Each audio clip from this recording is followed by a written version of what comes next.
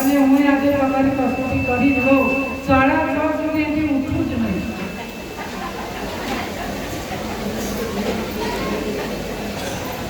બધા બંધન વાળા નથી.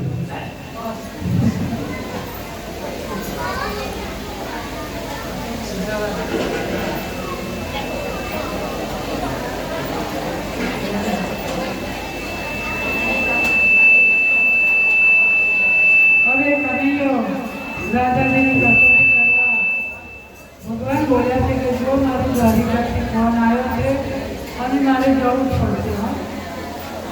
હું 6-7 દિવસ થશે મારે આવતા, પણ